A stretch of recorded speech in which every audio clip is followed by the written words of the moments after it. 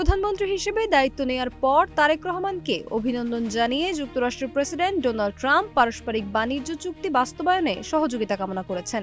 এর মধ্যেই আলোচনায় এসেছে বাংলাদেশ যুক্তরাষ্ট্রের সদ্য স্বাক্ষরিত এগ্রিমেন্ট অন রেসিপ্রোকাল ট্রেড, যা জাতীয় নির্বাচনের ঠিক আগে এবং অন্তর্বর্তী সরকারের শেষ সময়ে সই হওয়ায় বিতর্ক তৈরি করেছে। 2025 সালের 2 এপ্রিল ট্রাম্প প্রশাসন বাংলাদেশের উপর 35% পাল্টা শুল্ক আরোপ করে। আলোচনার পর তা প্রথমে 20 এবং নতুন চুক্তির মাধ্যমে 19% নামানো হয়। চুক্তিতে যুক্তরাষ্ট্রের 6,710টি এবং বাংলাদেশের 1,638টি পণ্য শুল্ক ছাড় পাবে, কিছু তাৎক্ষণিকভাবে, কিছু ধাপে ধাপে। তবে সমালোচনার কেন্দ্রে রয়েছে চুক্তির বিভিন্ন বাধ্যবাধকতা।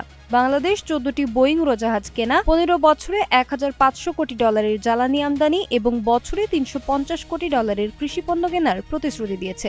বিশ্লেষকদের আশঙ্কা, নির্দিষ্ট অঙ্ক উল্লেখ থাকায় ভবিষ্যতে চাহিদা না থাকলেও এসব ক্রয় থেকে সরে আসা কঠিন হবে। এতে রাষ্ট্রায়ত্ত ও বেসরকারি খাতের উপর চাপ তৈরি হতে পারে। চুক্তিতে বাজার মূল্যের চেয়ে কম দামে তৃতীয় দেশের পণ্য আমদানিতে সীমাবদ্ধতা, সামরিক সরঞ্জাম ক্রয় বাড়ানোর চেষ্টা এবং পারমাণবিক জ্বালানি সরবরাহে নির্দিষ্ট শর্তের মতো ধারা রয়েছে, যা চীন ও রাশিয়ার সঙ্গে বাংলাদেশের সম্পর্কেও প্রভাব ফেলতে পারে বলে মনে করছেন বিশেষজ্ঞরা। সরকারের দাবি, শুল্ক 37 থেকে 19% নামানো এবং মার্কিন তুলা ব্যবহৃত পোশাকে শূন্য শুল্ক সুবিধা বড় অর্জন। তবে অর্থনীতিবিদদের প্রশ্ন, অর্থনৈতিক ছাড়ের বিনিময়ে রাজনৈতিক সমর্থন নিশ্চিত করাই কি ছিল মূল লক্ষ্য?